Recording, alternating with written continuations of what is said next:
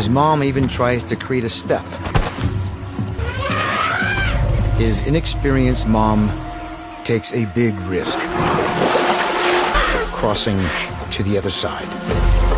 Now, in deep water for the first time, he can barely swim or control his trunk to breathe.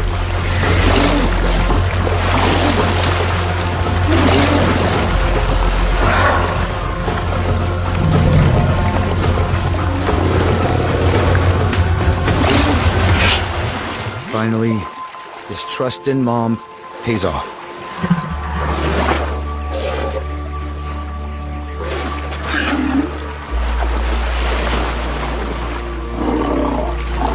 Almost there.